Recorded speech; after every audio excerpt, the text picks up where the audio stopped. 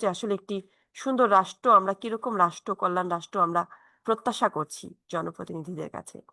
সেই জায়গাটা আমাদের তুলে ধরার একটা অপরচুনিটি আসলে রয়েছে। তো এই সময়ে এসে আমরা আসলে আ আলোচনার সূত্রপাতটা করতে চাই। আ যেই আমি শুরুতেই অনুরোধ করতে চাই আমাদের ডক্টর সোহেল রেজা চৌধুরী স্যারকে। স্যার আপনি যদি আলোচনার সূত্রপাতটা করেন যে আমাদের আসলে ইন্টার মিনিস্ট্রিয়াল কোলাবোরেশন এর প্রয়োজনীয়তাটা কেন এই হেলথ প্রমোশন এর ক্ষেত্রে?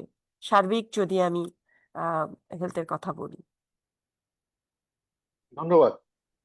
প্রথমেই আমি আসলে আয়োজককে ধন্যবাদ দিতে চাই আমাকে এই আলোচনা জুম মিটিং এ আমন্ত্রণ জানানোর জন্য এবং এই কনফারেন্সে কথা বলার সুযোগ দেওয়ার জন্য। তবে আমার মনে হয় আমি এখানে যাদেরকে দেখতে পাচ্ছি মানে মাহফুজ ভাই আছেন, আরো ভাই আছেন, তারা এই হেলথ প্রমোশন নিয়ে আরো বেশি অভিজ্ঞ কথা বলতে পারবেন। তবে ওপেনিং রিমার্কস হিসাবে আমি কিছু আমার ব্যক্তিগত মতামত এগুলা দিতে পারি আলোচনা সূত্রপাত করা যেতে পারে। প্রথম কথা হচ্ছে আমি যেটা বলছি, why health promotion is not a ministry of health job alone, মানে এটা তো শুধু স্বাস্থ্য মন্ত্রণালয়ের কাজ নয়। কেননা এটা যদি বলি যে হেলথ প্রমোশন ফান্ডামেন্টালি হচ্ছে এটা ইন্টারসেক্টর, এবং আমরা জানি যে মেজর ড্রাইভার্স আমাদের ইল হেলথ অসুস্থতার যে মেজর ড্রাইভার্স যেগুলো হচ্ছে আনহেলদি ডায়েট আছে, টোবাকো আছে, physical inactivity, air pollution, road traffic injuries, তারপরে ক্লাইমেট স্ট্রেস, এগুলো সবই মূলত আসলে ডিপেন্ড করে policies of non health ministries, মানে হেলথ সেক্টরের বাইরে যে মিনিস্ট্রি গুলো আছে সেটার পলিসির উপরে ডিপেন্ড করে আসলে এই এই যে ড্রাইভার্স অফ যে ইল হেলথ আছে সেগুলোকে কন্ট্রোল করা।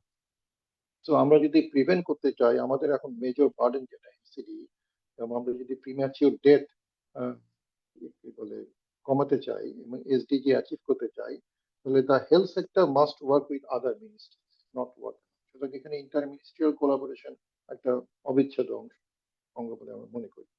এখন বাংলাদেশ কনটেক্সট আমি যদি দেখি, আমরা আগেও বলেছি, বাংলাদেশে এখন আসলে আমরা জানি যে there is a high and rising burden of NCD, major ডেথের কারণ হচ্ছে এনসিডি, এখানে একটা র্যাপিড আরবানাইজেশন চলছে এবং মোস্টলি আনপ্ল্যান্ড আরবানাইজেশন হচ্ছে, এবং যেটা কিনা আমাদের এই যে one of the drivers NCD আমরা বলতে পারি। We are also facing climate vulnerability, climate চেঞ্জের কারণে মেজর একটা জায়গায় আমাদের ইম্প্যাক্ট দেখা যাচ্ছে, এটা হেলথের উপর আসছে এবং জীবন জীবিকার উপর আসছে, সেটা আবার প্রকারান্তরে আমাদের হেলথের উপরে ইম্প্যাক্ট ফেলছে। হ্যাঁ, এবং ইনইকুয়ালিটিস তো অবশ্যই আছে, বাংলাদেশ এখন পারসিস্টেন্ট ইনইকুয়ালিটিস আছে, যেটাও কিনা আমাদের one of the drivers ill health. এখানে ডিস্ট্রিবিউশন অফ ওয়েলথ খুবই স্কিউড এবং ইনইকুয়ালিটি অনেক বেশি আছে, সেটাও অ্যাড্রেস করতে হেলথ প্রমোটিং বা হেলদি বাংলাদেশ চাই। সো আবার বাংলাদেশে কিন্তু বেশ কিছু উদাহরণও আছে এই হেলথ মানে ইন্টার মিনিস্ট্রিয়াল অ্যাকশনের। একটা সম্প্রতি আমরা দেখেছি এনসিডির জন্য একটা প্রত্যেকটা 32 মিনিস্ট্রি বা তার বেশ মাফসার করে বলতে পারবেন, সবাই মিলে একটা স্বাক্ষর করেছেন, তারা এনসিডি নিয়ে কাজ করবেন, এটা একটা বিরাট অগ্রগতি মনে করি আমরা। এছাড়া আমাদের মাল্টি সেক্টরাল অ্যাকশন প্ল্যান আছে, যেখানে আমরা অন্যান্য মিনিস্ট্রির রোলগুলো কি হবে সেটা পরিষ্কারভাবে বলা আছে। আমরা টোবাকো কন্ট্রোলের দেখেছি এনটিসিসি আছে, এনটিসিসি কিন্তু অন্যান্য মিনিস্ট্রির সাথেও কাজ করছেন, এবং নিউট্রিশনও আমরা দেখেছি অন্যান্য মিনিস্ট্রির সাথে কাজ করা, বিয়ন্ড হেলথ কাজ করার একটা অভিজ্ঞতা আমাদের মধ্যে আছে, এবং ক্লাইমেট চেঞ্জ নিয়ে তো আমাদের কাজ হচ্ছে, ক্লাইমেট চেঞ্জের মধ্যে। সুতরাং এখানে আমাদের বেশ অভিজ্ঞতা আছে ইন্টারমিনিস্ট্রিয়াল কাজ করার, কিন্তু দেখা যাচ্ছে যে এটা কিন্তু আমাদের দরকার যেটা হচ্ছে আরো বেশি ইনস্টিটিউশনালাইজ করা এবং আরো বেশি এটাকে কি বলে রেজাল্টস ওরিয়েন্টেড, যে আমরা একটা কি রেজাল্ট এই যে আমার কাছে যেটা মনে হয় ফ্র্যাগমেন্টেড কিছু কাজ হচ্ছে, সেটাকে আরো ইনস্টিটিউশনাল করে এবং কিছু রেজাল্ট ওরিয়েন্টেড কাজ।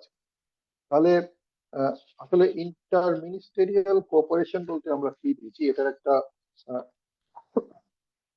কি বলে আহ, চমৎকার ডেসক্রিপশন আমি এটা খুঁজে পেয়েছি এটা একটু পড়াশোনা করার সময়। সেটা হচ্ছে systematic collaboration between ministries two influence social, economic and environmental determinants of health using non health policies to produce health gains.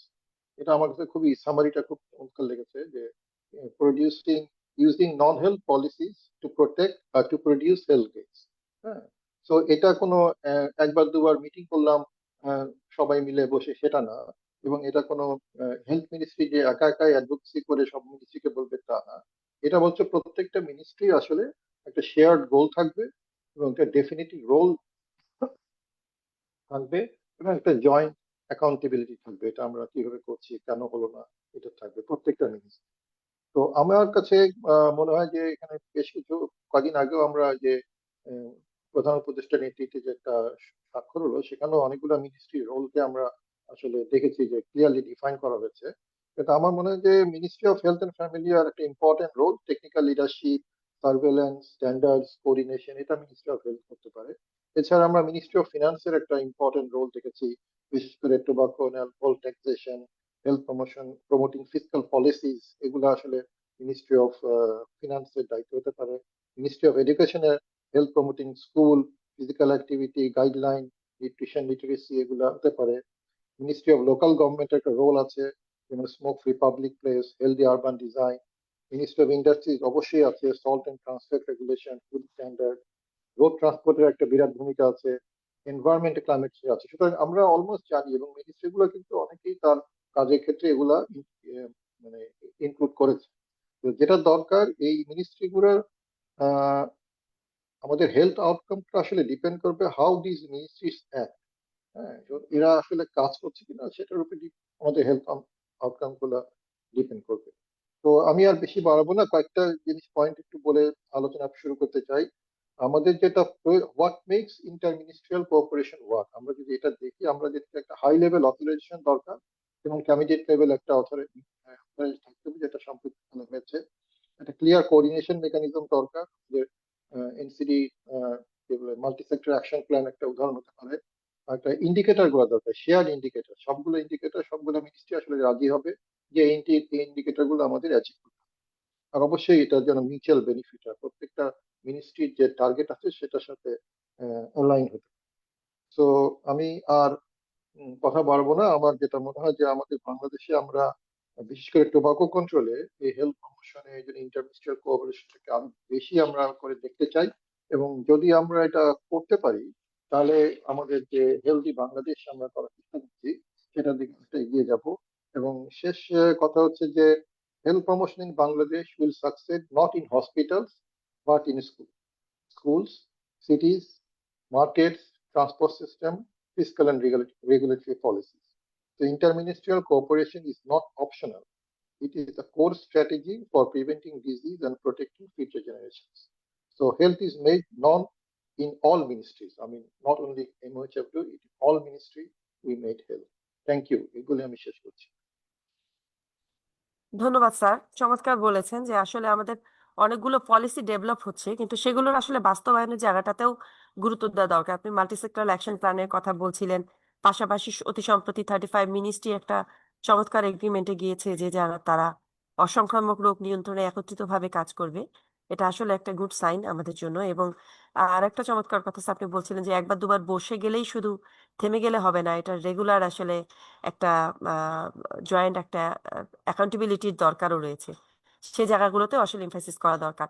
সকালের সেশনগুলোতে আমরা দেখছিলাম যখন চমৎকার আলোচনা হচ্ছিল যে একটা জায়গায় বলছিল যে মানে ভাষাগত জায়গাটাও কিন্তু একটা ত্রুটি হতে পারে না, যে বাংলা ভাষা যেভাবে আমরা সহজে বুঝি, যাদের জন্য আমরা পলিসি তৈরি করছি তাদের জন্য বোধগম্য হচ্ছে কিনা, সেই জায়গাগুলোতে এমফাসিস দেওয়া দরকার। এবং সেটা যখন ইন্টার মিনিস্ট্রিয়াল ভিতরগুলোতে সবাই সব জায়গাগুলোতে আসলে যদি নজর দেয়, যেমন কোনো জায়গায় মাঠ পার্ক দরকার, এটা কিন্তু স্বাস্থ্য মন্ত্রণালয় চাইলেই নির্দেশ দিলেই মাঠ পার্ক হয়ে যাবে না। সেখানে প্রয়োজন রয়েছে সিটি কর্পোরেশনের, প্রয়োজন রয়েছে সংশ্লিষ্ট যারা রয়েছে, বাণিজ্য মন্ত্রণালয়ের কথা বলেন, ফিনান্স মিনিস্ট্রির কথা বলেন। এই জায়গাগুলোতে আসলে প্রত্যেকের যার যার জায়গা থেকে আসলে এগিয়ে আসা দরকার যদি আমরা সুস্বাস্থ্য নিশ্চিত করতে চাই। যে বায়ু দূষণের যে ভয়ঙ্কর অবস্থা, সে জায়গাটা থেকে গেলে পরিবেশ মন্ত্রণালয়ের একটা শক্তিশালী ভূমিকার দরকার রয়েছে। সুতরাং আসলেই প্রত্যেকটা মিনিস্ট্রি সক্রিয়ভাবে এগিয়ে আসার একটা জায়গা রয়েছে। আমরা এই মুহূর্তে যেতে চাই, আমাদের মধ্যে রয়েছে Syed Mahbul Alam Tahin, general secretary, centre for law and policy affairs, CLPA. আমরা তাহিন ভাই আপনার কাছ থেকে শুনতে চাইছিলাম এই ব্যাপারে। সবাইকে ধন্যবাদ, আয়োজকদেরও ধন্যবাদ এই আলোচনা শুরু করার জন্য।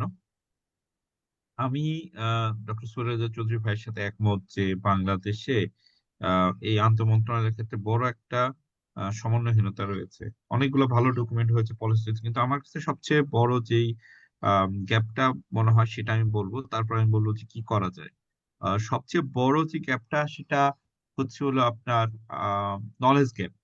যেমন আমার কাছে মনে হচ্ছে যে মন্ত্রণালয়গুলো খুবই ইন্ডিভিজুয়ালি চিন্তা করে এবং তাদের চিন্তার কনসেন্ট্রেট হচ্ছে, খুবই ছোট্ট একটা উদাহরণ দেই। ঢাকা শহরে যখন 35টা মন্ত্রণালয় আহ, স্বাক্ষর করেছে যে এনসিটি করবে, তখন তার মধ্যে একটা ছিল যে হাঁটা সাইকেলিং এর জন্য করবে। ঢাকা শহরের সিটি কর্পোরেশন ঢাকা শহরে যে বড় বড় ফুটপাথ গুলো এগুলো কেটে ছোট করছে। একদম মগবাজারের মতো একটা এলাকা যেখানে সবচেয়ে ক্রাউডেড প্লেস, যেখানে নন মোটরাইজড এবং পথচারীর সংখ্যা অনেক বেশি, যেখানে বাস খুবই কম, সেই এলাকায় দেখা গেল যে তারা ফুটপাতটা কমাচ্ছে। তো আমার কাছে মনে হচ্ছে যে কমিটমেন্ট এবং ইমপ্লিমেন্টেশনের মধ্যে যে নলেজ একটা বড় গ্যাপ আছে, অর্থাৎ সেখানে নলেজ এটা ব্যাপক। সিম্পল আরেকটা সব বড় সমস্যা হচ্ছে হলো যারা এই নলেজটা কমিটমেন্টটা করেছে এবং যারা এই কমিটমেন্ট অনুসারে আপনার আম, কাজটা ইমপ্লিমেন্ট করার কথা, ইমপ্লিমেন্টেশনে যারা আছে, অর্থাৎ যারা একদম বাস্তবায়ন করে রাস্তায় গিয়ে কাজ করে, তাদের নলেজের অনেক গ্যাপ আছে। যেমন আরেকটাও বলি যে ওখানে ট্যাকটাইলস বসানো হচ্ছে। তো ট্যাকটাইলস বসানো হচ্ছে, দেখা গেল যে ওটা ঠিক মতো হচ্ছে না, অর্থাৎ একজন দৃষ্টি প্রতিবন্ধী মানুষ ওইখান দিয়ে যেতে পারবে কিনা সেটা না করেই তারা হয়তো বসিয়ে দিচ্ছে আহ, মানে মনের মতো, এবং এটা যে চেক করবে সে জিনিসটা না। এবং আমার মনে হচ্ছে যে যারা ইমপ্লিমেন্ট করতেছে তার এই ধরনের কোনো নলেজ নাই, অথবা তার এই ধরনের কোনো কনসেন্ট্রেশন নাই, বা সে জানে এটার কোনো সুপারভিশন, মনিটরিং বা অ্যাকাউন্টেবিলিটি নাই। এইটা একটা বড় বিষয়। যাই হোক, সর্বোচ্চ 35টা মন্ত্রণালয়ের জন্য আপনার একটা যে ডাইরেকশন আসছে, সেই ডাইরেকশনটা আনডাউটলি একটা, বা কমিটমেন্ট আসছে সেটা আনডাউটলি পজিটিভ। আমরা বেশ কিছুদিন আগে একটা কাজ করেছিলাম ডাব্লিউএইচওর সহযোগিতায়। ডাব্লিউএইচওর বিভিন্ন যে আম, প্রায় 5টা মন্ত্রণালয়ের সাথে ফিজিক্যাল অ্যাক্টিভিটিস কিভাবে প্রমোট করা যায় তার জন্য 5টা মন্ত্রণালয়ের সাথে আমরা কনসালটেশন করেছি। তো কনসালটেশন করতে গিয়ে আমি কতগুলো গ্যাপ গুলো বলি, তাহলে দেখা যাবে যে ইন্টার মিনিস্ট্রির এই রিলেশন গুলো আরো কিভাবে করা যায়। যেমন আমাদের যুব এবং ক্রীড়া মন্ত্রণালয়ের তাদের কিন্তু প্রচুর সুইমিং পুল আছে। সারা বাংলাদেশে প্রায় 300-র মতো মনে হয় তাদের সুইমিং পুল আছে। ইভেন আমাদের শারীরিক শিক্ষা বিভাগ, যেটা আমাদের স্বাস্থ্য মন্ত্রণালয়ের শিক্ষা মন্ত্রণালয়ের আন্ডার একটা বিভাগ, তাদের কিন্তু আপনার শারীরিক শিক্ষা বিভিন্ন স্কুলে সুইমিং পুল আছে।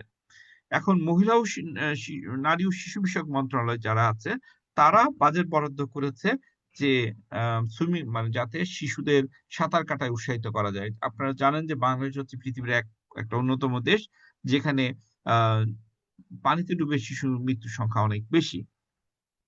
তো এখন দেখা গেল যে নারী ও শিশু বিষয়ক মন্ত্রণালয় সেটা তারা আউটসোর্সিং এর মাধ্যমে বিভিন্ন প্রতিষ্ঠানকে সম্পৃক্ত করছে, এবং যাদের পুকুর, তারা পুকুরের কারণে সাঁতার শেখাতে পারছে না, অথচ আহ, আমাদের যুব এবং ক্রীড়া মন্ত্রণালয়ের প্রচুর সুইমিং পুল আছে, যে সুইমিং পুল গুলা যুব এবং ক্রীড়া মন্ত্রণালয় বাজেটের অভাবে মেনটেনেন্স করতে পারছে না। তাহলে যদি নারী ও শিশু মন্ত্রণালয় যুব ক্রীড়া মন্ত্রণালয়ের সাথে সমন্বয় করে, তাহলে কিন্তু নারী ও শিশু মন্ত্রণালয়ের বাজেট আছে, যুব এবং ক্রীড়া মন্ত্রণালয়ের আপনার সুইমিং পুল আছে, ব্যাপক সমাধান হয়। এবং আমাদের শিক্ষা মন্ত্রণালয়ের শারীরিক শিক্ষা একটা বিভাগ আছে, সেই বিভাগের আপনার করা যায়। এখন এই সমন্বয়টা করবে কে? আমার কাছে মনে হয় যে কেউ এটা বার্ড ভিউ থেকে দেখে না, কারো এই জায়গাগুলোতে এই কানেক্টিভিটি টা জানে না। আরেকটা উদাহরণ দিই, আমাদের স্বাস্থ্য শিক্ষা মন্ত্রণালয়ের অধীনে শারীরিক শিক্ষা একটা বিভাগ আছে, খুবই প্রাচীনতম বিভাগ। সেই বিভাগের কাছে ডাটাবেস, খুব ভালো ডাটাবেস রয়েছে, যে বাংলাদেশের কত স্কুলে কি ধরনের মাঠ আছে, খেলার সুবিধা আছে, খেলার সরঞ্জাম আছে, সুইমিং পুল আছে, জিমনেশিয়াম আছে, এভরিথিং তাদের কাছে ডিজিটাল ডাটাবেস আছে। এখন আমাদের যুব এবং ক্রীড়া মন্ত্রণালয় তারাও খেলাধুলা আয়োজন করে, আমাদের শারীরিক শিক্ষা বিভাগ তারাও খেলাধুলা আয়োজন করে, অথচ দেখা যাচ্ছে এই দুই ডিপার্টমেন্টের মধ্যে সমন্বয় নাই। শারীরিক শিক্ষা বিভাগের মূল প্রিন্সিপাল হওয়া উচিত যে বাংলাদেশে ধরেন তার আন্ডারে 2 কোটি বাচ্চা আছে, সেই 2 কোটি বাচ্চা কিভাবে রেগুলার ফিজিক্যাল অ্যাক্টিভিটি করবে সে বিষয়টা নিয়ে প্ল্যানিং করা। আর যুব ও ক্রীড়া মন্ত্রণালয়ের বিষয় হচ্ছে হয়তো তারা খেলোয়াড় তৈরি করবে, ইভেন্ট তৈরি করবে, এরকম কাজ করবে। কিন্তু দেখা গেল আপনার যে আহ আপনার শারীরিক শিক্ষা মন্ত্রণালয় তারা বছরে কি কয়েকটা খেলাধুলা আয়োজন করতেছে এবং তার মধ্যে সীমাবদ্ধ। ফিজিক্যাল অ্যাক্টিভিটি যে দরকার, আমরা যে আলোচনাগুলো করছি, তারা ওইখানে জানে না বা তাদের কাছে এইটা কমিউনিকেট করা হয় নাই। তো এটা একটা মানে ব্যাপক মন্ত্রণালয়গুলোর ক্ষেত্রে চ্যালেঞ্জ। এই যে শুধুমাত্র রিসোর্সের গ্যাপ আমি বলবো না, ইনফরমেশন এবং নলেজ গ্যাপ। আরেকটা উদাহরণ আমি দিতে পারি যে আমাদের ধরেন আহ, ঢাকা শহরের মধ্যে প্রচুর পরিমাণ খেলার মাঠ আছে। কয়েকদিন আগে আমি রাজুক এবং বিভিন্ন প্রতিষ্ঠানের সাথে কথা বলেছি। তো আমরা যখন কথা বলতে যাই তখন দেখা যায় যে তারা এই মাঠগুলার ম্যানেজমেন্টটা তারা রাখতে চায় না।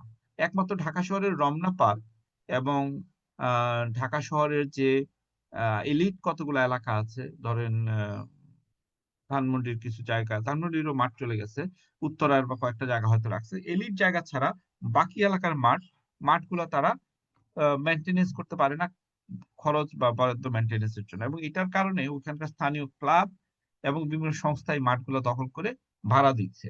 এবং ওখানে দেখানো হচ্ছে যে মাঠগুলো তো সুন্দর পরিষ্কার আছে, মাঠগুলোতে সুন্দর খেলাধুলা হয়, কিন্তু কেউ প্রশ্ন করে না যে এখানে কত পার্সেন্ট লোক খেলতে পারে, এটা কি সার্বজনীন মাঠ না যার টাকা আছে তার মাঠ। সিটি কর্পোরেশনের কর্মকর্তারা মনে করে যে ক্লাব বা কোনো প্রতিষ্ঠান যদি এরকম মাঠ, এবং রাজুক মনে করে যে এই মাঠগুলা যদি কোনো লোক এরকম ক্লাবরা নিয়ে ভাড়া দিয়ে বা টাকা আয় করে মাঠগুলা মেনটেন করে সুন্দর করে রাখে, তাহলে সমস্যা কি? তাদের চিন্তা চেতনা এটা আসে না যে মাঠ যদি সর্বজনীন না হয়, অর্থাৎ খেলার মাঠে যদি মানুষ সবাই না যেতে পারে এবং এটা যদি প্রিভিলেজ থাকে, অর্থাৎ যার টাকা আছে সে ঢুকতে পারবে, যার টাকা নাই সে ঢুকতে পারবে না, তাহলে ফিজিক্যাল অ্যাক্টিভিটিস বা এনসিডির যে অন্যান্য ফ্যাক্টর গুলো নিয়ে আমরা যে চিন্তিত করছি এটা না। এবং রাষ্ট্রীয় প্রতিষ্ঠানের দায়িত্বই হচ্ছে, আমি ট্যাক্স দেই নাগরিক হিসাবে, যে তুমি আমার এই বেসিক সুবিধাগুলো দিবা, যে ফিজিক্যাল অ্যাক্টিভিটিস এর জন্য আমার হাঁটার সুবিধা দিবা, ফুটপাথ দিবা, খেলার মাঠ দিবা, খেলার মাঠে আমি খেলতে পারবো। এই বেসিক সুবিধাগুলো নিতে চাচ্ছে না, তারা মনে করে যে এটা liability and then big responsibility. এইটা একটা মন্ত্রণালয়গুলোর নলেজ গেপ এবং আমার কাছে মনে হয় অ্যাটিটিউড প্রবলেম। আমরা যারা সিভিল সোসাইটিতে কাজ করি, আমার কাছে মনে হয় যে আমরা অনেক পরিমাণ স্বাস্থ্য মন্ত্রণালয় কেন্দ্রিক, আমরা স্বাস্থ্য মন্ত্রণালয়কে শুধু এই ক্ষেত্রে চাপ দেই, কিন্তু আমার মনে হয় অন্যান্য মন্ত্রণালয়গুলোকে করা উচিত। এবং স্বাস্থ্য মন্ত্রণালয় is the one of the, আমার কাছে মনে হয় মানে দুর্বল মন্ত্রণালয়। অর্থাৎ অন্য যে কোনো মন্ত্রণালয় মনে করে যে তারা ভেরি ইম্পর্টেন্ট, বাণিজ্য মনে করে তারা ইম্পর্টেন্ট, শিল্প মনে করে তারা সবচেয়ে ইম্পর্টেন্ট, অর্থ তো মানে সুপ্রিয়রে থাকে, স্বাস্থ্য মানে স্বাস্থ্য হচ্ছে সবচেয়ে লেস প্রায়োরিটি মন্ত্রণালয় হিসেবে ট্রিটেড করা হয়। আমি আমার শেষ একটা এক্সপিরিয়েন্স দিয়ে শেষ করবো। আমি যখন স্বাস্থ্য সুরক্ষা আম, আইন আইনের ড্রাফটিং কমিটিতে কাজ করেছি, স্বাস্থ্য সুরক্ষা আইনের ড্রাফটিং কমিটিতে আমার একটা নলেজ হয়েছে যে স্বাস্থ্য নিয়ে ব্যাপক আমরা অর্গানাইজেশন কাজ করি, কিন্তু স্বাস্থ্য মন্ত্রণালয়ের স্বাস্থ্য পলিসি এবং নীতিগত বিষয়ে দুই একটা বিষয় ছাড়া বাকিগুলাতে বাংলাদেশে ব্যাপক যারা স্বাস্থ্য নিয়ে কাজ করে তাদের ইনভলভমেন্ট আরো বাড়ানো উচিত, আরো জোরদার করা উচিত। অর্থাৎ স্বাস্থ্য সুরক্ষা আইনের যখন কমেন্টস পাবলিকের জন্য ওপেন হয়েছে, আমি সিভিল সোসাইটি বা যারা স্বাস্থ্য নিয়ে কাজ করে এরকম অর্গানাইজেশন থেকে কমেন্টস আমরা যারা কম্পাইল করেছি খুবই অল্প পরিমাণ, নয়তো 10-15টার বেশি হবে না। অথচ এর এগেইনস্টে বিভিন্ন ইন্টারেস্টেড গ্রুপ যারা আছে ব্যাপক পরিমাণ কমেন্টস করেছে। তো আমার কাছে মনে হচ্ছে যে তিনটা, যেটা সামারি আমি করতে চাই, একটা হচ্ছে ইন্টারমিনিস্ট্রি কোঅর্ডিনেশনের ক্ষেত্রে নলেজ দরকার, স্বাস্থ্যকে প্রায়োরিটি দেওয়া দরকার, হেলথ শুড বি, হেলথ মিনিস্ট্রিকে প্রায়োরিটি এবং হেলথ মিনিস্ট্রি দরকার, health ministry inter ministerial education, sensitisation এবং কোপারেশন এগুলো বাড়ানো উচিত। এবং সিভিল সোসাইটি হিসেবে আমরা যারা এখানে কাজ করি, আমরা শুধুমাত্র স্বাস্থ্য মন্ত্রণালয়কে প্রশ্ন করি, আমার মনে হয় অন্যান্য মন্ত্রণালয়কেও প্রশ্ন করা উচিত এবং তাদের জব দিতে আশায় নেওয়া উচিত। কারণ রাষ্ট্র প্রথম, আমরা যে বিষয় হচ্ছে যে অন্যান্য যে মন্ত্রণালয় আছে তার মূল বিষয় হচ্ছে আমি সুস্থ থাকার জন্য আমি ব্যবসাকে অ্যালাউ করছি, সুস্থ থাকার জন্য আমি অন্যান্য জিনিসগুলোকে অ্যালাউ করছি আমার জীবনের জন্য, অর্থাৎ আমরা আর্টিকেল 32 এর কথা বলি, রাইট টু লাইফ, আমার জীবনের জন্য আমি অন্যান্য জিনিসগুলোকে অ্যালাউ করেছি। এখন সেগুলা প্রায়োরিটি পাচ্ছে, আমার জীবন প্রায়োরিটি পাচ্ছে না। সেই জিনিসটা আমরা মনে হয় একটু গুরুত্ব দেওয়া উচিত। সবাইকে ধন্যবাদ, থ্যাংক ইউ ভেরি মাচ। ধন্যবাদ তাহিন ভাই, আপনি চমৎকার বলছিলেন। আমরা দীর্ঘদিন ধরে এটাই বলার চেষ্টা করছি। আপনি বলছিলেন জবাবদিহিতার জায়গা থাকা দরকার, প্রশ্ন থাকা দরকার, সমন্বয় থাকা দরকার, এবং এইগুলোর কারণেই কিন্তু আমরা বলেছি একটা ইন্ডিভিজুয়াল আলাদা একটা প্রতিষ্ঠান হওয়া দরকার, যেই প্রতিষ্ঠানটা সবগুলো মন্ত্রণালয়কে একত্রিত করবে, জবাবদিহিতার জায়গায় নিয়ে আসবে, এবং যেই মানে বিষয়টাকে আসলে গুরুত্ব দেওয়া দরকার জোর করে হলেও ওই ইস্যুটাকে সামনে নিয়ে আসবে সেই সংস্থাটি। এরকম একটি সংস্থার কথা কিন্তু আমরা দীর্ঘদিন ধরে বলে আসছি যে হেলথ প্রমোশনকে নিয়ে কাজ করবে এরকম একটি প্রতিষ্ঠান বাংলাদেশে হওয়াটা আসলে খুবই জরুরি হয়ে দাঁড়িয়েছে বর্তমান প্রেক্ষাপটে। যেভাবে আমরা সমন্বয়হীনতা দেখতে পাচ্ছি কোভিড এর সময় আমরা খেয়াল করেছি, একটু আগেই শুনছিলাম আমরাও আবারও যে কোভিড এর সময় এক মন্ত্রণালয় বলছে ছুটি, আর এক মন্ত্রণালয় বলছে কোনোভাবে ছুটি দেওয়া যাবে না। মানে যেই কোলাবোরেশন যেই সমন্বয় সে জায়গাগুলোতেও গ্যাপ রয়ে গেছে। তারপর আমরা দেখছিলাম যে বিভিন্ন ইয়েতে যে আপনি বলছিলেন সুইমিং পুলের কথা। আমরা আবার ইদানিং দেখছি আরেকটি কালচার দাঁড়িয়ে গেছে আমাদের মধ্যে, জিমে যাওয়ার কালচার। আলটিমেটলি আমাদের রাষ্ট্রীয় যে সুযোগ সুবিধাগুলো নিশ্চিত করা দরকার, আমাদের রাষ্ট্রের জলাশয়, রাষ্ট্রের পুকুর, রাষ্ট্রের সাঁতার শেখার জায়গা বা রাষ্ট্রের হাঁটার ব্যবস্থা, এগুলোকে না থেকে আমরা এখন বাধ্য হচ্ছি জিম কালচার, বাধ্য হচ্ছি সাঁতার শেখার জন্য জিমনেশিয়াম, এই ধরনের প্রতিষ্ঠানগুলো গড়ে তোলার। মানে আলটিমেটলি কোন অবকাঠামোগুলো আমাদের দরকার, কোনগুলো দরকার না, রাষ্ট্র কোনগুলো নিশ্চিত করতে বাধ্য বাধ্য কোনগুলো নিশ্চিত করা দরকার। স্কুল হেলথের কথা আসছিল, যেমন আগে স্কুল হেলথে শিশুরা নখ কাটছে কিনা, জুতো পরে আসে কিনা, ঠিক মতো তারা টিকা নিচ্ছে কিনা, এই জিনিসগুলো কিন্তু দেখা হতো। তো এই জিনিসগুলো হারিয়ে যাচ্ছে।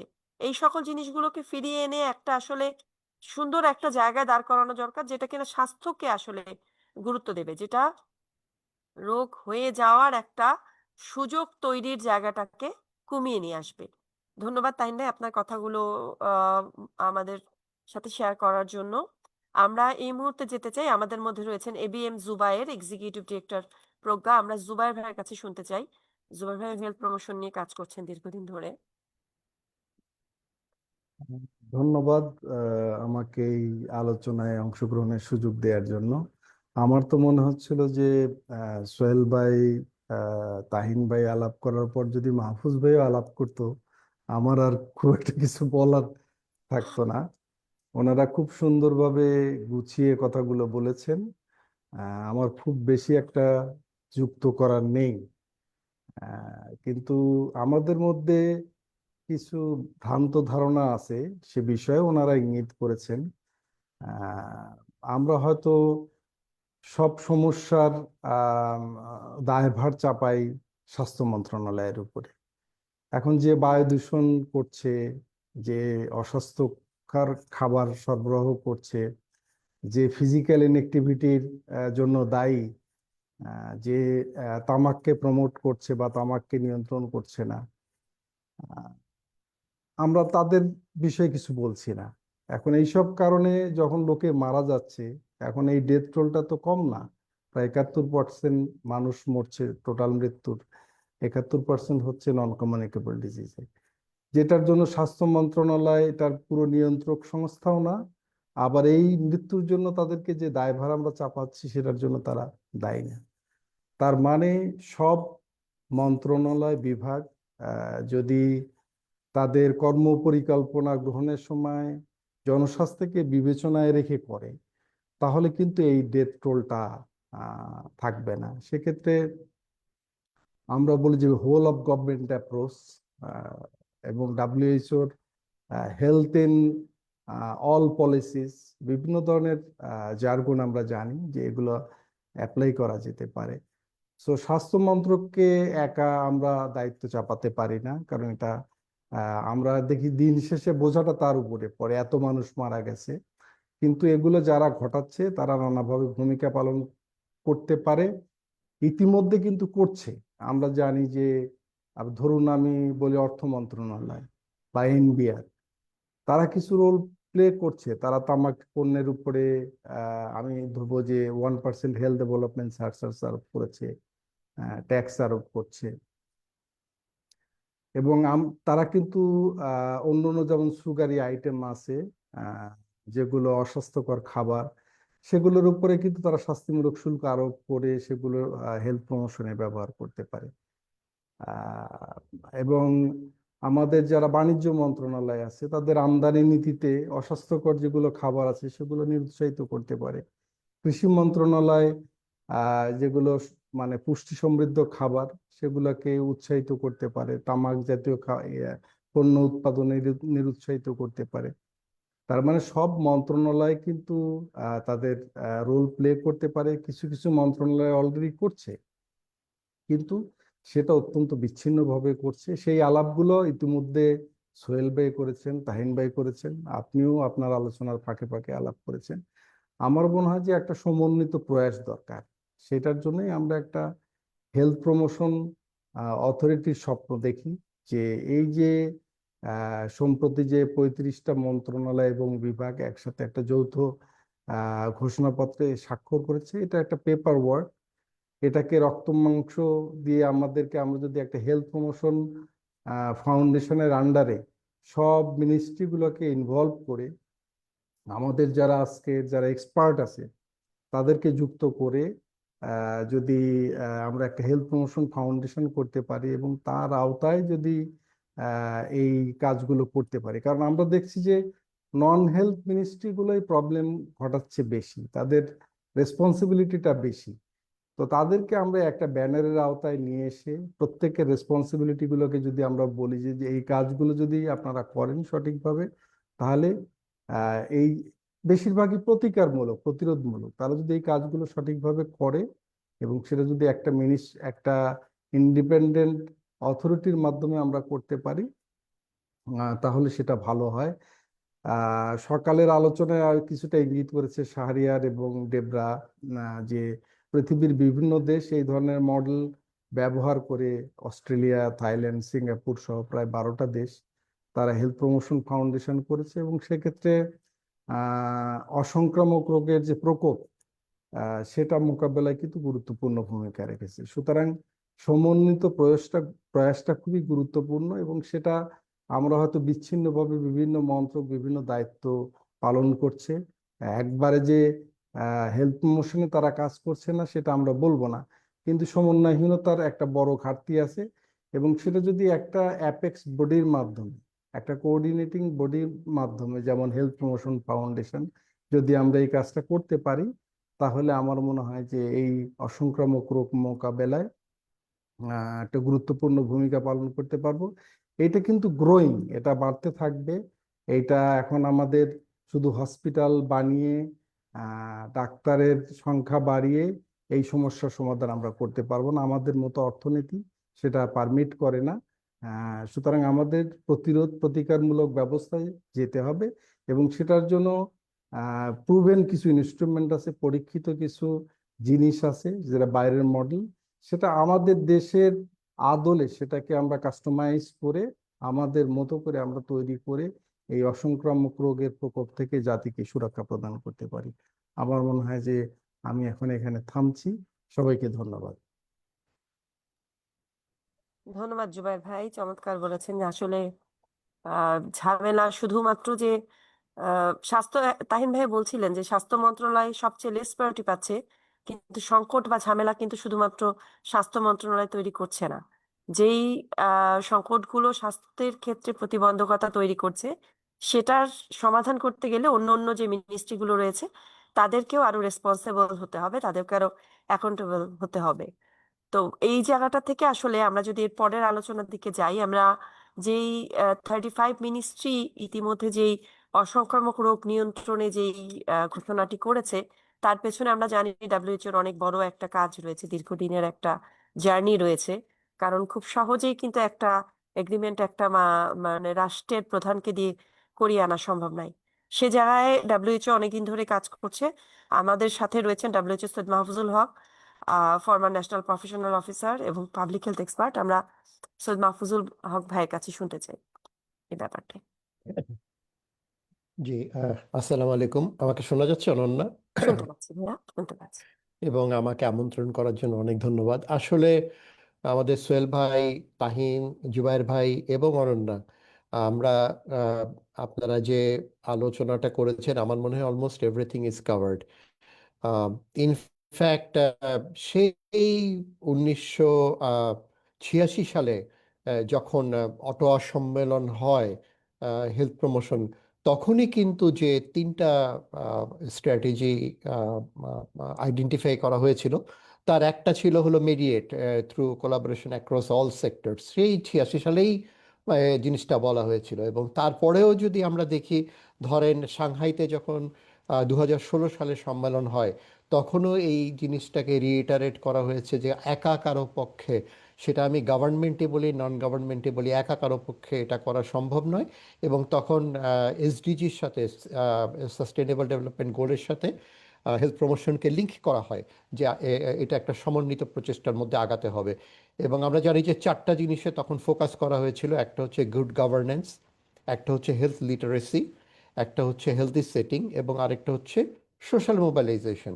এবং তার মধ্যে 1 নম্বরেই রয়েছে গুড গভর্নেন্স। এবং গুড গভর্নেন্স মানে হচ্ছে যেটা জুবাইর ভাই বলছিলেন, whole of society, whole of government approach.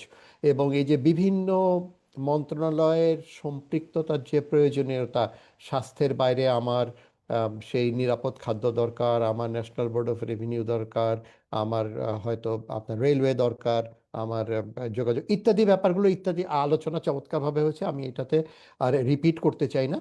আমি শুধু দুটো জিনিস, একটা হলো আমাদের এই 35টা মন্ত্রণালয়, আহ, অবশ্যই WHO, এবং আমি বলবো যে বাংলাদেশে যারা পাবলিক হেলথে কাজ করেন, তাদের অনেকের অনেক প্রচেষ্টার ফলে এই জিনিসটা সম্ভব হয়েছে। এবং this is really an excellent start, খুব ভালো স্টার্ট, একটা ভালো ভিত্তি তৈরি হয়েছে। সাথে আমি আরেকটা উদাহরণও দিতে চাই বাংলাদেশের, সেটা হচ্ছে আহ, আহ, আহ, এই, আহ, খুলনাতে, যেটা হচ্ছে যে urban governance for health and wellbeing এর আলোকে হেলদি সিটি খুলনা ইনিশিয়েটিভ, যেটা এখানে যেরকম ন্যাশনাল পর্যায়ে হয়েছে, খুলনাতে কিন্তু লোকাল পর্যায়ে আপনার লোকাল গভর্নমেন্টের নেতৃত্বে ওনাদের অনেকগুলো অর্গানাইজেশন মিলে ওনারাও কিন্তু একটা এমইও স্বাক্ষর করেছেন। ইনফ্যাক্ট এই 35 মিনিস্ট্রির স্বাক্ষরের আগেই কিন্তু খুলনা এক্সাম্পল সেট করেছে যে আমরা লোকালি একটা একটা একটা একটা নেতৃত্বের অধীনে আমরা লোকাল যে অর্গানাইজেশনগুলো, গভর্নমেন্ট অর্গানাইজেশন আছে, সবাই আমরা এক এক ফ্লোরে এসে কিভাবে আলাপ করতে পারি, এবং they signed an MoU as well. সুতরাং আমি যেটা বলতে চাচ্ছি যে আমি ন্যাশনাল লেভেলে এবং সাব ন্যাশনাল লেভেলে সব জায়গাতেই এ ধরনের একটা প্ল্যাটফর্ম করতে পারি, যেখানে সবাই আসবে, এসে আলোচনা করে সমন্বিতভাবে সামনের দিকে এগিয়ে যাবে। আর আমি যেটা বলতে চাইবো সেটা হচ্ছে যে, তাহলে আমরা প্রয়োজনীয়তা আমরা সবাই জানি, ইতিমধ্যে কি আমরা অর্জন করেছি সেটাও আমরা জানি, আলোচনা হয়েছে। নেক্সট কি, আমরা সামনের দিকে কি? প্রথমে আমি যে জিনিসটা বলবো সেটা হচ্ছে, আজকে বাদে, আজকেরও 10 তারিখ 12 তারিখ ইলেকশন, তারপরে আমাদের নতুন সরকার আসবে।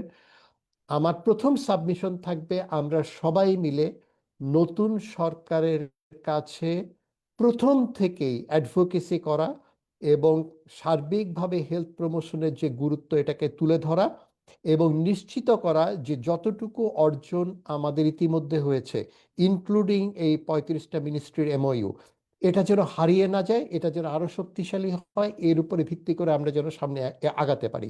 এবং আমরা জানি যে যখন অনেকগুলো মিনিস্ট্রি থাকে, তখন এই মিনিস্ট্রিগুলোর এক লেভেল উপরে যদি আমি না যাই, তাহলে পরে সবাইকে কিন্তু আনা মুশকিল।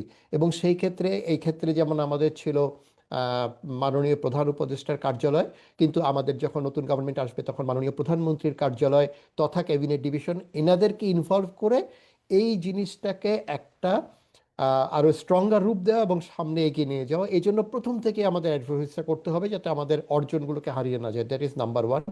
এবং সেকেন্ডলি, যেটা জুবাইর ভাইও বলেছেন, অন্য সবাইও জানেন, আমাদের কিন্তু একটা হেলথ প্রমোশন ফাউন্ডেশনের এখন দরকার।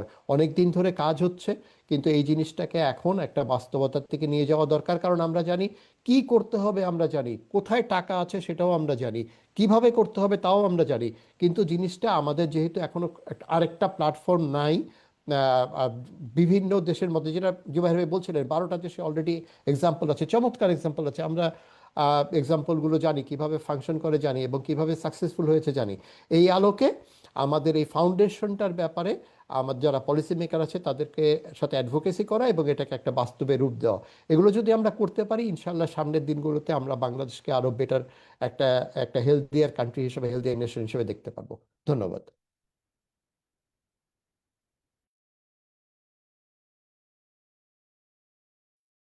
ধন্যবাদ ভাইয়া, আপনি অনেকগুলো জায়গা বলছিলেন। ইভেন প্রত্যেক বক্তার বক্তব্যের মাধ্যমেই আসলে উঠে এসেছে যে আমরা কিন্তু কিছু জায়গায় এগিয়ে আছি। আমাদের সারচার্জ আছে, আমাদের কি করতে হবে আছে, আমাদের 35টি মন্ত্রণালয়ের একত্রিত ঘোষণাপত্র আছে, অনেকগুলো জায়গায় রয়েছে যেখানে আমরা এগিয়ে রয়েছি। কিন্তু তার পাশাপাশি যদি আমরা সঠিক ডিসিশনটা নিতে পারি, আমরা যেই আগামী সরকার আসবে সেই সরকারের কাছে আমরা আমাদের দাবিটাকে জোরালোভাবে তুলে ধরতে পারি, এই গুরুত্বটাকে তুলে ধরতে পারি। এই কনফারেন্সের একটা উদ্দেশ্য কিন্তু সেটাই, যে বারবার বিভিন্ন ফোরামে আমরা এই আলোচনাগুলোকে তুলে পলিসি মেকার যারা রয়েছে তাদের কাছে আসলে এই দাবিটা এবং এই গুরুত্বটাকে অনুধাবন করানোর একটা চেষ্টা। তো সেই জায়গা থেকে আমার মনে হয় আজকে যারা এক্সপার্ট রয়েছেন, সারাদিন ব্যাপী আমাদের যে কনফারেন্স হবে, প্রত্যেকটি সেশনে আমরা এই জায়গাটার বিভিন্ন আঙ্গিক থেকে এই বিষয়টির গুরুত্বকে তুলে ধরার চেষ্টা করব এবং এই বিষয়গুলোকে একত্রিত সমন্বিত করে আমরা পলিসি মেকারদের কাছে আবার পৌঁছে দেওয়ার চেষ্টা করবো এবং অ্যাজ সুন অ্যাজ পসিবল, যতটা দ্রুত সম্ভব হয়। আমাদের মধ্যে রয়েছেন মিস্টার হামিদুর রহমান খান স্যার, বর্তমান chairman board of director DPDC. এবং আমি জানি যে স্যার যে কটা জায়গাতে যান, আমি নিজে শুনেছি স্যার 35 মিনিস্ট্রির কথা বলেন এবং ইন্টার মিনিস্ট্রিয়াল কোলাবরেশনের কথাটা অত্যন্ত জোরালোভাবে তুলে ধরেন। তো আমি আজকের ফোরামে স্যারকে অনুরোধ করব, স্যার যদি আপনি এটার গুরুত্বের উপরে একটু আলোচনা করেন কনফারেন্সের আলোকে। ধন্যবাদ অনন্যা। আমাকে শোনা যাচ্ছে? শুনতে পাচ্ছি স্যার। যদি আমি একটু গলা ভাঙা, আমার জোরে বলতে পারবো না। আর শোনা যাচ্ছে কিনা একটু কনফার্ম না গেলে একটু বললেন। শুনতে পাচ্ছি স্যার, জি। আমরা যদি প্রাথমিকভাবেই দেখি যে আমরা যে আলোচনাগুলো করলাম, আমাদের যারা যেসব বক্তা বললেন, সবার এই লাইনে অভিজ্ঞতা অনেক বেশি। মাহফুজ ভাইয়ের সাথে তো আমি মানে অনেক দিন দেখলাম যে ওনার ডেপথ অফ নলেজ অনেক বেশি। তাহিন ভাই তো অনেক দিন ধরে কাজ করতেছে। তারপরে জুবাইর ভাইয়ের সাথে আমার ওইভাবে ইয়া নাই। সোহেল চৌধুরী ভাইয়ের সাথেও তো আমার অনেক কথা হয়। সবাই কিন্তু এই জিনিসটা সবাই আমরা ভালোভাবেই জানি। কিন্তু আমাদের সমস্যাটা কোথায়? আমি যদি দেখি যে ইন্টার মিনিস্ট্রিয়াল কোঅপারেশনের ক্ষেত্রে আমাদের অনেকগুলা প্রতিবন্ধকতা আছে। আমি প্রাথমিকভাবে যদি যদি আলোচনার শুরুটা যদি এভাবে করি যে আমাদের এই তামাক নিয়ন্ত্রণের বিষয়টা সরকারের দায় আছে কিনা কোথাও। সরকারের দায়িত্ব যদি আমরা আলোচনা করতে যাই, তাহলে প্রাথমিকভাবে আমরা বলতে পারি যে সাংবিধানিক বাধ্যবাধকতা আছে। সরকার এফসিটিসি স্বাক্ষর করছে। কাজে এই দায়িত্ব সরকারের কাছে চলে আসছে। সরকার নিয়ন্ত্রণ করবে। সরকার নিয়ন্ত্রণটা করবে। এখন এফসিটিসির আলোকে স্বাস্থ্য বিভাগ একা করবে, স্বাস্থ্য মন্ত্রণালয় একা করবে, না অন্যান্য মিনিস্ট্রিগুলো করবে।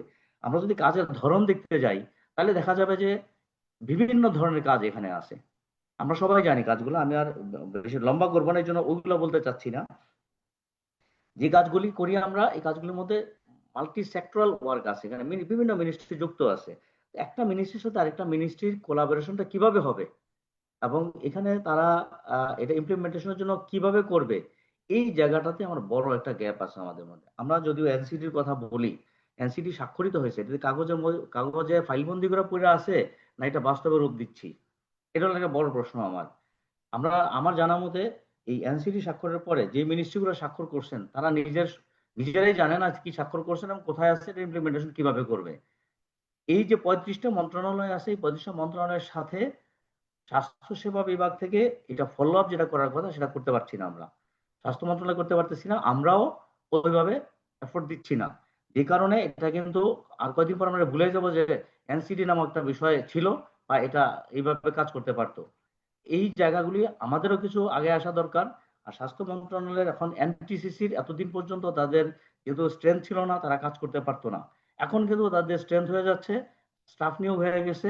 স্টাফদের মধ্যে 6 জন অলরেডি পোস্টেড, আর 5 জন অফিসার আসবে, সেটা ইলেকশনের পরে আমরা আশা করছি পাবো।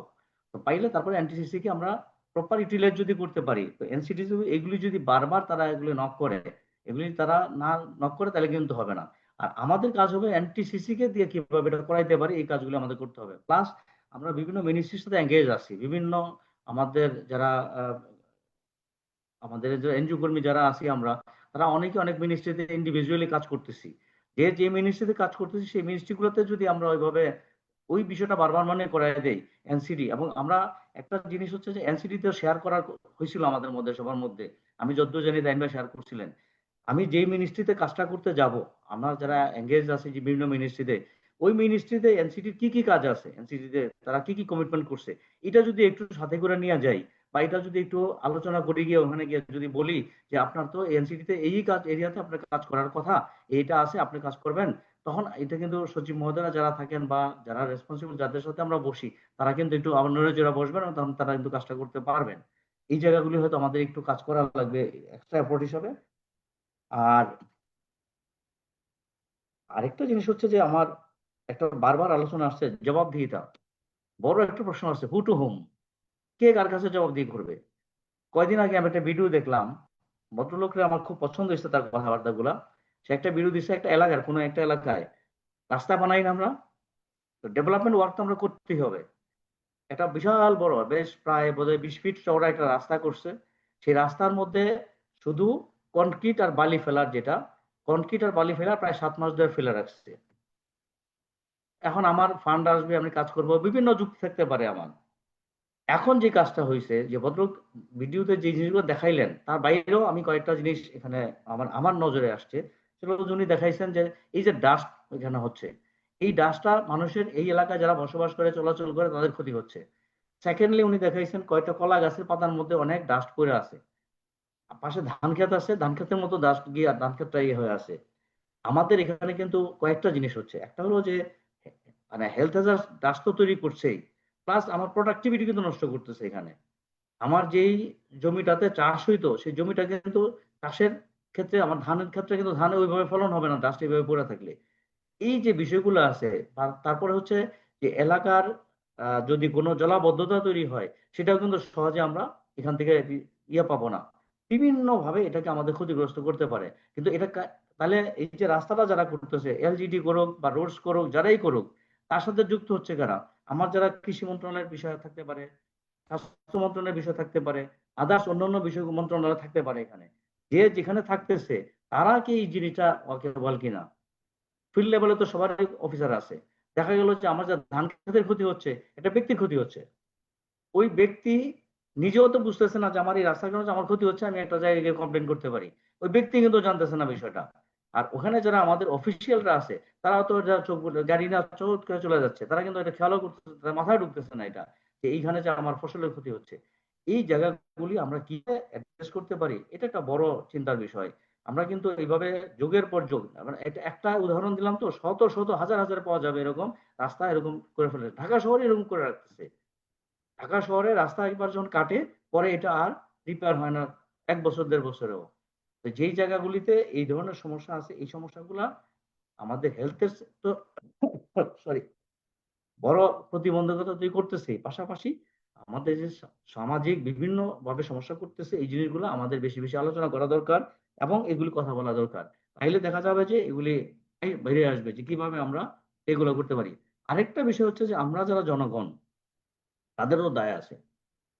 আমি যেমন তাহিন ভাই পার্কের উদাহরণ দিলেন একটা, আমি যেহেতু গণপূর্তের সচিব ছিলাম এবং এটাতে ওই জায়গাটাতে আমি জানি যে রমনা পার্কে আমি রেগুলার এটা ইউজার। আপনি যদি রমনা পার্কে ঢুকেন, প্রতিদিন দেখবেন যে 20-25টা ছেলে একটা হাতে একটা এর মতো করে মাথায় একটা চোখাইয়ের মতো লাগানো আছে। তারা এই আমরা যে টিস্যু ফেলতেছি, বিস্কিট খেয়ে বিস্কিটের ইয়েটা ফেলতেছি, এইগুলি উড়াচ্ছে সারাদিন। তাতে কি তার সরকার একটা ব্যয় বাড়তেছে না? সরকার তো অবশ্যই এখানে ব্যয় বাড়তেছে, এই 28 লোকরা পুষতে হচ্ছে। প্লাস হলো যে এই লোকগুলা যে যেটা পরিষ্কার করতেছে, এটার মনিটরিং ওইভাবে নাই। কারণ আমি যখন আমি ধরতে যাবো, ধরলে বলবে যে এই আমি তো মাত্র হিন্দু পরিষ্কার করে আসছি, ফেললো ডাব খেয়ে ডাবটা ফেলে রাখতেছে এখানে। এই যে আমার নাগরিক হিসেবে আমার যে সচেতনতা, এটা যদি বৃদ্ধি না হয়, তাইলে কিন্তু এই সরকারের ভাবে এত কিছু পোষা কিন্তু সম্ভব হয় না। এই কারণে কিন্তু কনসেপ্ট ডেভেলপ করছে, ক্লাবকে পার্ক দিয়ে দিলে ক্লাব পার্ক মেনটেন করবে ভালো, ইত্যাদি ইত্যাদি কিন্তু কনসেপ্ট ওখানে। এগুলো কিন্তু যুক্তি কিন্তু নিয়ে আসছে। এক লোক ধরনের লোক কিন্তু বসে থাকে এটা কেমনে ক্যাপচার করবে। ক্যাপচার করার জন্য তারা কিন্তু এই যুক্তিগুলো নিয়ে আসবে যে মানুষকেও বলবে যে সরকার এটা পরিষ্কার করে রাখে না। আর আমি কেন পরিষ্কার করে, আমারটা আমি নোংরা করবো কেন, আমি নোংরা করবো আরেকজন পরিষ্কার করবে, এইটা কেন, এই মানসিকতাটা কেন? এটা যেন না হয় সেই বিষয়ে আমাদের কিছু কথা বলতে হবে। তাহলে আমরা হয়তো মানে যদি জবাবদিহিতা সবার মধ্যে থাকে, দেন এটা একটা ভালো রেজাল্ট পাওয়া যাবে। আর আমরা যে কাজগুলো করি, সেই কাজগুলোর মধ্যে যদি আমরা বলি যে রেল মিনিস্ট্রিকে একটা প্রজেক্ট দেওয়ার পরে রেল মিনিস্ট্রিতে তাদের মানে জ্ঞান আসছে যে তারা ওই রেল স্টেশন এবং ট্রেনের টোবাকো নিষেধ করা দরকার, এবং তারা নিষেধ করে ওইভাবে কাজ করতেছে। রেলের আইনেই যেহেতু আগে থেকেই আছে, কোনোদিন কিন্তু রেল এই কাজটা করে নাই, একটা প্রজেক্ট দিতে হয়েছে। তো তো সেই যে কারণে আমরা কিছু কিছু প্রজেক্ট আমাদের লাগবে। এনটিসিসি কে আমি চাই যে এনটিসিসি আরেকটু বেশি কাজ করুক। এনটিসিসি কে আমরা আরেকটু বেশি কিভাবে ইউজ করতে পারি সেটা আমরা একটু চিন্তা করি। ওইটা তারপরে এই ইন্টার মিনিস্ট্রিয়াল কোলাবোরেশন যেটা বলি আমরা, বারবার মিটিং তো না, সন্দেহ নাই বসতে হবে, এবং এটা সরকারি আইনে বলে দেওয়া আছে যে একটা মিনিস্ট্রি যেটা এই যে এনসিটি হলো, এনসিটির উপর কোনো মিটিং হয় নাই। মানে যদি এটা প্রায় 6 মাসের বেশি হয়েছে, তো আরো একটু বেশি হয়েছে বোধ হয়, মিনিমাম 2টা মিটিং করার কথা ছিল তাদের, মিটিং কিন্তু হয় নাই। ইন্টার মিনিস্ট্রিয়াল মিটিং কিন্তু হয় নাই। কার কি কাজ কে কতটুকু করতে পারছে এটা কিন্তু নেওয়া দরকার ছিল, সাইন করে কিন্তু বসে আছি। স্বাস্থ্য মন্ত্রণালয়ের সাথে যারা আমরা কাজ করি, তারা আমরা স্বাস্থ্য মন্ত্রণালয়কে বারবার বুঝাই যে স্বাস্থ্য মন্ত্রণালয়ের জন্য এই মিটিং গুলো রেগুলার করে, প্লাস হলো তাদের কিছু রিপোর্ট যেন তারা নেয়, তাইলে এই জিনিসগুলো আমাদের আসবে। আমরা এই আমাদের সাথে যাদের কাজ হয়, আমরা সকলের মধ্যেই কিন্তু আমাদের মধ্যে নিজেদের মধ্যে আবার কিছু গ্যাপ আছে। এই গ্যাপগুলো দূর করে যদি আমরা কম্বাইন্ড এফোর্ট দিতে পারি, তাহলে আমাদের স্বাস্থ্য মন্ত্রণালয়কে যদি আমরা বিশেষ করে এনটিসিসি কে যদি একটু আমরা ইফেক্টিভ করতে পারি, তাহলে এই আন্তঃ মন্ত্রণালয়ের যে কোলাবোরেশন এটাও বাড়বে, প্লাস আমার টোবাকো কন্ট্রোলের বিভিন্ন স্টেক হোল্ডারদের যে কার্যক্রম, এটাও তখন তারা বৃদ্ধি পাবে। তাইলে আমাদের টোটাল টোবাকো কন্ট্রোলের কাজটা আমার মনে হয় যে আমরা ভালো রেজাল্ট পাবো। তো আমি আর দীর্ঘায়িত করছি না, অনেকক্ষণ বলে ফেলছি গলা ভাঙা নিয়ে। তো আপনারা সবাই ভালো থাকবেন, সুস্থ থাকেন। আর আমরা যেভাবে কাজ করি এনটিসিসির বিষয়টা আমরা একটু চিন্তা ভাবনা করি। এসডিএস আছে আমাদের, আমাদের একটা হায়ার বডি তো আছে, মানে কি সার্চার্স ম্যানেজমেন্ট কমিটি, সেই ম্যানেজমেন্ট কমিটিটাকে আমরা একটু আবার একটু ইয়ে করি, মানে যে মিটিং হয় না, বছরে 2টা মিটিং হওয়ার কথা, মিটিং হচ্ছে না, এগুলো একটু এনশিওর করি। আর সার্চার নীতিমালা অনুযায়ী আমাদের যেই যেই সেক্টরে বরাদ্দ থাকার কথা সেই বরাদ্দগুলো এনশিওর করি। তাইলে আর মিনিস্ট্রিগুলোকে, বিভিন্ন মিনিস্ট্রিগুলোকে তাদের কার্যক্রম বাস্তবায়নের জন্য প্রয়োজনীয় ফান্ডিং এর ব্যবস্থা করি, করলে তাহলে আমার মনে হয় এই জিনিসগুলো আরো ব্যাক পাবে এবং এগুলি আমরা সফল হবো ইনশাল্লাহ। তো ধন্যবাদ সবাইকে। ধন্যবাদ স্যার সময় দেওয়ার জন্য। আসলে চমৎকার কিছু আলোচনা আরো উঠে এসেছে আমাদের, যে আমরা একটি ঘোষণাপত্র হয়তো আমরা আমরা একটু আগেও বলছিলাম যে শুরুতেই যে আমরা শুধু ঘোষণাপত্র স্বাক্ষর করেই যেন ইয়ে না থাকি, আমাদের কাগজে কলমে যাতে এটা লিপিবদ্ধ হয়ে সীমাবদ্ধ না থাকে, সেই জিনিসটা যাতে বাস্তবে রূপ নেয়, যাতে সেটা পলিসির গত দিক থেকে আহ একটা ইনিশিয়েটিভের দিকে যায়, এই জায়গাগুলোতে আসলে আমাদের গুরুত্ব দেওয়া দরকার। এবং সেই কারণেই আমরা বলছিলাম যে আমাদের এই যে 35 মিনিস্ট্রি একটা সুন্দর একটা জিনিস আমরা পেয়েছি, এই সুযোগটা যাতে আমরা হারিয়ে না ফেলি, এটাকে আমাদের আসলে বারবার আহ ইন্টারমিনিস্ট্রিয়াল কোলাবোরেশনের পাশাপাশি যারা সিভিল সোসাইটি আছে, আসলে আমরা যে বাইরের দেশের হেলথ প্রমোশনের যে অভিজ্ঞতাগুলো দেখেছি, সেখানে কিন্তু কমিউনিটি ইনভলভমেন্টের কথাটা খুব জোরালো ভাবে এসেছে। সিভিল সোসাইটির ইনভলভমেন্ট, কমিউনিটির সম্পৃক্ততা, সেই যুব সমাজের যে ক্লাবগুলো রয়েছে তাদের সম্পৃক্ততা, মানুষ যখন ওন করবে, সোসাইটি যখন ওন করবে যে জিনিসটা তার, জায়গাটা তার, তাকে একটু ভালো রাখা দরকার, সেও কিন্তু এটার সাথে সম্পৃক্ত হবে এবং ওই স্বাস্থ্যের জায়গাটা নিশ্চিত করার জন্য সে নিজেও কিন্তু এগিয়ে আসবে। আপনি একটু আগে একটা চমৎকার কথা বলছিলেন যে এই যে নির্মাণের কারণে এই ধুলোর তৈরি হচ্ছে, সংকট তৈরি হচ্ছে, মানুষের যে প্রোডাক্টিভিটি হারিয়ে যাচ্ছে, আসলে উন্নয়নটা আমরা কার জন্য করছি? মানুষই যদি না থাকে, সুস্থ মানুষই যদি, আমার জনগোষ্ঠী যদি সুস্থ না থাকে, উন্নয়নটা আমরা আসলে কাকে নিয়ে ভাবছি, কার জন্য ভাবনা? সুতরাং এই জায়গাগুলো আসলে ইনশিওর করা দরকার। এইদিকেও আমরা দেখছি যে উন্নয়ন কাজ চলছে, কিন্তু পানি ছিটানোর একটা ব্যবস্থা করা দরকার। এই বিষয়গুলো আসলে কার কাছে কি বলা দরকার? সারাদিন পরিবেশ ধোঁয়ায় ধুলোয় আচ্ছন্ন হয়ে আছে। এই সংকটগুলো কাটিয়ে ওঠার এটার জন্য কিন্তু দায় রয়েছে, যে নির্মাণ কাজ হয়তো করছে সড়ক মন্ত্রণালয়, বাট এই যে ইনভায়রনমেন্টের একটা হচ্ছে, সে সেই জায়গাটা যাতে ইনশিওর করে নেয়, এই জায়গায় একটা দায়বদ্ধতা কিন্তু তাকে তৈরি করে রাখা দরকার। সুতরাং এই সকল জিনিসগুলো যদি আমরা ইনশিওর করতে না পারি, তাহলে কিন্তু স্বাস্থ্যের যেই আহ বিষয়গুলোর প্রতি আমরা গুরুত্ব দিতে চাচ্ছি, সেটাকে বাদ দিয়ে আবার সে চিকিৎসার দিকে যেতে হবে, কারণ অসুস্থ হয়ে যাবে মানুষ, তখন যে আবার স্বাস্থ্য মানে চিকিৎসার জন্য ভর্তি হবে, এবং স্বাস্থ্য মন্ত্রণালয় আবার সে চিকিৎসা খাতে ব্যয় দেবে, হাসপাতাল বানাবে, এই চলতে থাকবে। তো এই আসলে এই ধরনের একটা অসুস্থ একটা সার্কেল থেকে আমাদের বেরিয়ে আসা দরকার। এবং এই কারণেই আমি বারবার বলছিলাম যে আমাদের এই আজকের আলোচনাগুলো, এই কথাগুলো আমরা বারবার বলতে চাই, এই কথাগুলো বলে আমরা পলিসির জায়গায় নক করতে চাই, যাতে সহায়ক পলিসিগুলো আমাদের তৈরি হয়। আমার মনে হয় পুরো বিশেষজ্ঞ যারা আলোচনা করেছেন তাদের আলোচনাগুলো থেকে আমরা অনেকগুলো দিক নির্দেশনা পেয়েছি। আমরা এই মুহূর্তে যেতে চাই আমাদের ডাব্লিউবি ট্রাস্টের এক্সিকিউটিভ ডিরেক্টর সাইফুদ্দিন আহমেদ ভাই রয়েছেন। সাইফুদ্দিন আহমেদ ভাইয়ের কাছ থেকে আমরা শুনতে চাই, উনি আমাদের সেশন চেয়ার দায়িত্ব পালন করছেন আজকের এই আলোচনা সামারির প্রেক্ষিতে, এবং আপনার অ্যাজ এ সেশন চেয়ার হিসেবে আপনার বক্তব্য আমরা শুনতে চাইছি। ধন্যবাদ অনন্যা। আসলে এই সেশনে যারা এসছেন আছেন কথা বলেছেন, আসলে প্রত্যেকেই হচ্ছে আমরা যে ইস্যুটা নিয়ে কথা বলছি প্রত্যেকেই এই ইস্যুটা প্র্যাকটিক্যালি কিন্তু ফেস করছেন এবং প্রতিনিয়ত এই ইস্যুটা নিয়েই কিন্তু কাজ করছেন। ইন্টারমিনিস্ট্রিয়াল কোলাবোরেশন ক্ষেত্রে প্রত্যেকেরই এক্সপার্টি আছে এবং সবাই জানেন যে এখানে আমাদের দুর্বলতা কি, সফলতা কি, সবলতা কি প্রত্যেকেই আমরা জানি এবং সেইভাবেই আলোচনা এসছে। যেমন হচ্ছে সোহেল ভাই যেটা বলছিলেন যে হেলথ প্রমোশনের ইস্যুটাকে বলছেন এবং হচ্ছে যে তারপরে এনসিডির যে 35টা মন্ত্রণালয়ের যে কমিটমেন্টের কথা সেটা এসে তাহিন ভাই যেটা বলতেছিলেন যে ওই যে একটা ইস্যু যে আসলে সমস্যাগুলো আমরা জানি যে নদীমাতৃক দেশ আমাদের, সেখানে হচ্ছে যে ডুবে মরার সংখ্যা অনেক বেশি। তো তারপরে আরেকটা জিনিস যে এই যে মাঠগুলো রক্ষণাবেক্ষণের জন্য যে ইনিশিয়েটিভ গুলো সেখানেও হচ্ছে যে আমাদের যে অপর্যাপ্ততা এবং হচ্ছে যে চিন্তা ভাবনার যে অভাব আছে, যে আসলে মাঠের মালিকানাটা আসলে সরকারের না, এটা আসলে জনগণের। এই বোধের জায়গাগুলো যেটা তাহিন ভাই নলেজ গ্যাপের কথা বলতেছিলেন, তো এই জায়গাগুলো কিন্তু আমরা যারা আজকে এই প্ল্যাটফর্মে কাছে আসছি এবং আলোচনা করছি আমাদের প্রত্যেকেই হচ্ছে যে এই বিষয়গুলো প্রত্যেকের বিষয়গুলো কিন্তু আমরা মোটামুটি জানি। এখন যেটা হচ্ছে যে ওই সরকারের যে ক্ষেত্রে যে জিনিসগুলো ঘটে যেটা হচ্ছে যে প্রকল্প ওরিয়েন্টেড, প্রকল্প অবশ্যই থাকবে কিন্তু সেখানে হচ্ছে যে প্রকল্পের যে কেন্দ্রটা সেটা মানুষ সের জন্যই যাতে হয়, কারণ হচ্ছে যে ব্যক্তি স্বার্থটাই হচ্ছে যে ওইখানে আমাদের প্রাধান্য পেয়ে যায়। হ্যাঁ, তো এই জায়গাগুলো থেকে আমরা কিভাবে বেরোয় আসতে পারবো।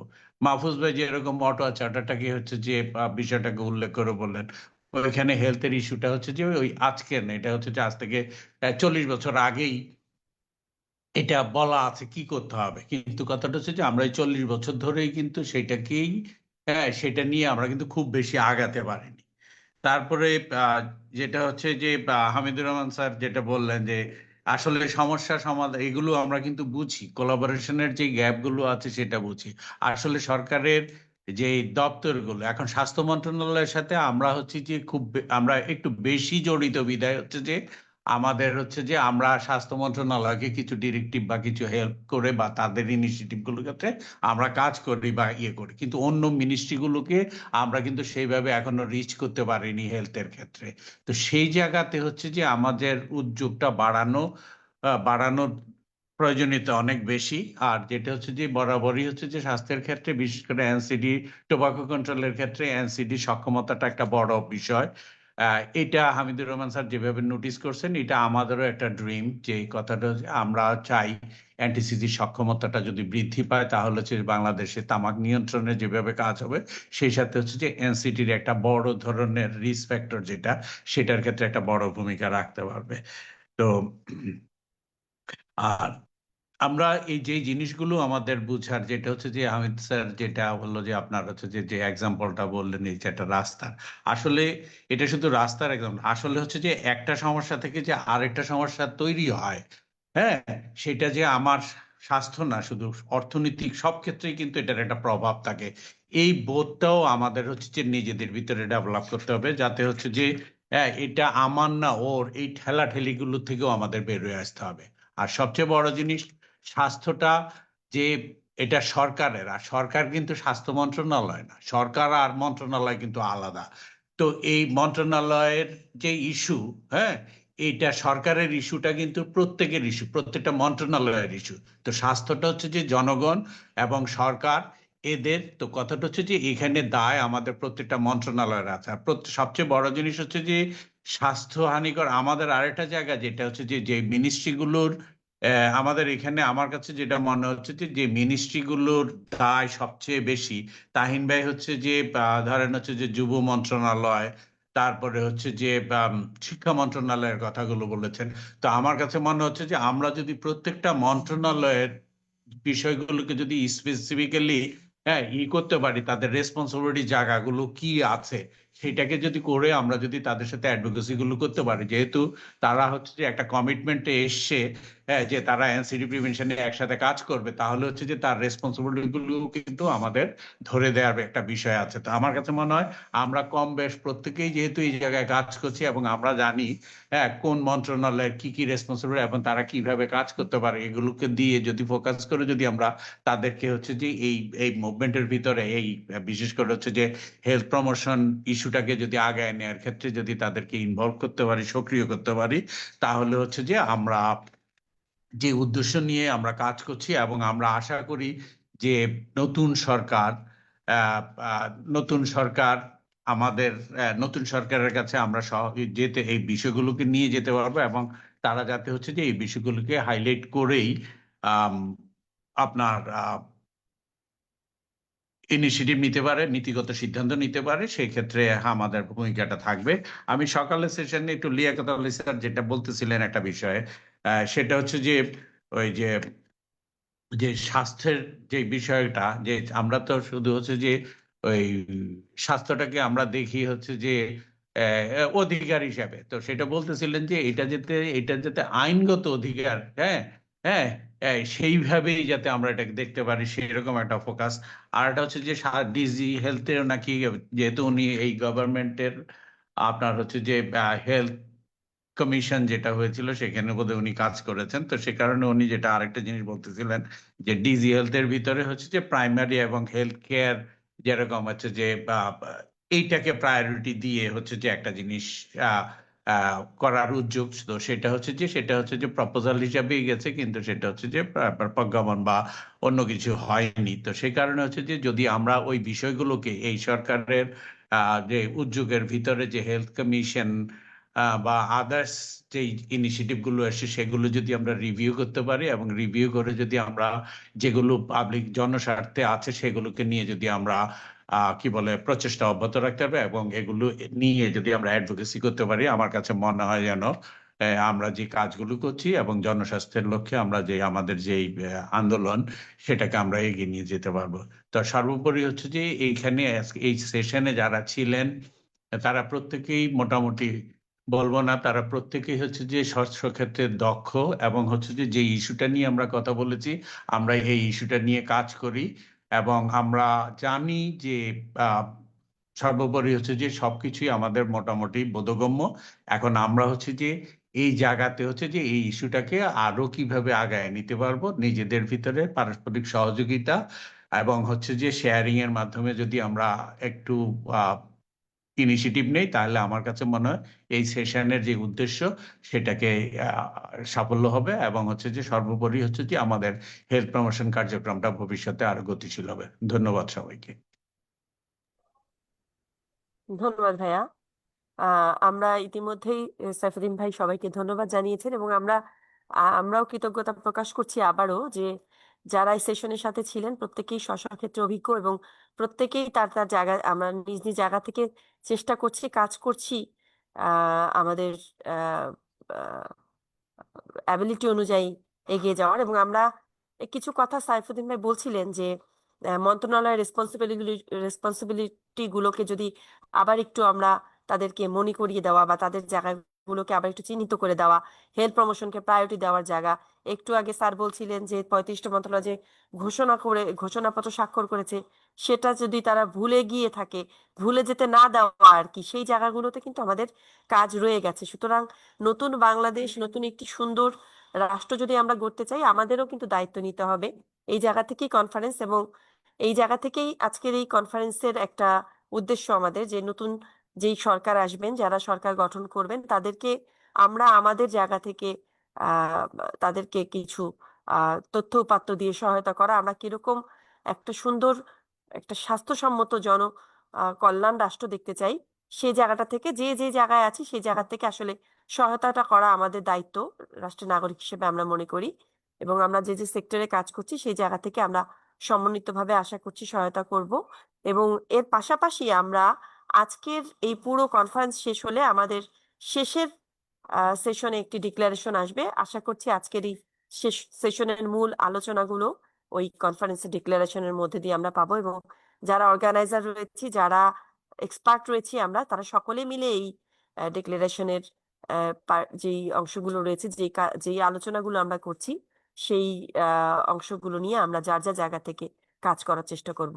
সবাইকে অসংখ্য ধন্যবাদ জানাচ্ছি আমাদের সাথে যুক্ত হওয়ার জন্য, এবং কৃতজ্ঞতা প্রকাশ করছি যে এতটা সময় দেওয়ার জন্য। ধন্যবাদ সবাইকে।